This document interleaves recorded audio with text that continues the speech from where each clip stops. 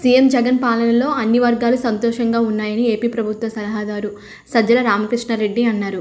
శుక్రవారం ఆయన మీడియాతో మాట్లాడుతూ 31 లక్షల ఇంటి స్థలాలు ఇచ్చామని, నాడు నేడు కింద స్కూలు రూపురేఖలు మార్చామన్నారు.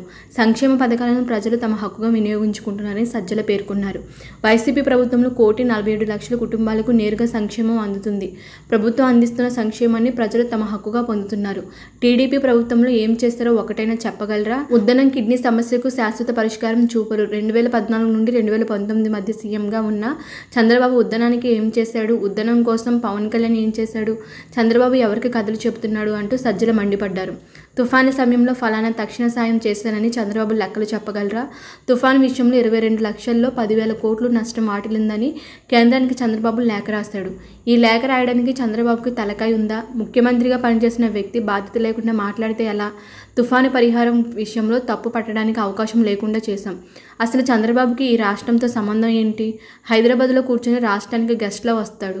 2019లోనే చంద్రబాబును జనం రిజెక్ట్ చేశారు. ఈ రాష్ట్రాన్ని పూర్తిగా దోచుకున్నాడు కాబట్టే చంద్రబాబును జనం చెత్తబుట్టలో వేశారు. హైదరాబాద్లో ఉంటే ఆస్తులు కాపాడుకోవచ్చని ప్రయత్నం చేస్తున్నారు. చంద్రబాబు, లోకేష్ ఆయన దత్తపుత్రుడు కూడా రాష్ట్రానికి రావడం లేదని సజ్జల ధ్వజమెత్తారు. చంద్రబాబును చూస్తుంటే సినిమాలో క్షుద్ర పూజలు గుర్తొస్తున్నాయి.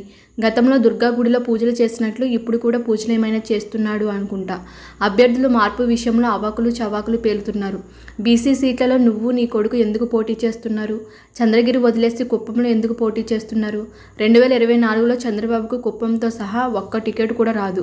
అత్యంత పారదర్శకంగా జరుగుతున్న జగన్మోహన్ రెడ్డి పాలనపై బురద జల్లుతున్నారు. చంద్రబాబు తప్పిదాలను మాకు ఆపాదించి రోజు బనికిమాలిన రాతలు రాస్తున్నారు. కౌంటర్లు పెట్టి తెలంగాణలో వారిని తీసుకువచ్చి ఓట్లను రిజిస్టర్ చేస్తున్నారు. సిటిజన్ ఫోరం పేరుతో ఒక బోగస్ ఫోరంను పెట్టారు అని సజ్జల మండిపడ్డారు. వాలంటీర్లకు ఎన్నికలకు సంబంధం లేదు. చీఫ్ సెక్రటరీగా చేసిన ఎల్వి సుబ్రహ్మణ్యానికి తెలీదా? నిమ్మగడ్డ రమేష్కి తెలీదా? సిటిజన్ ఫోరం చంద్రబాబు కోసమే ఏర్పాటు చేసింది.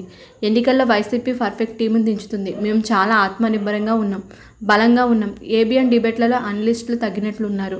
చంద్రబాబు ఏబిఎన్ డిబేట్లలో ప్రయత్నిస్తే బాగుంటుంది. సామాజిక వర్గ సమీకరణతో 175 చోట్ల పర్ఫెక్ట్ టీమును దించుతున్నాం.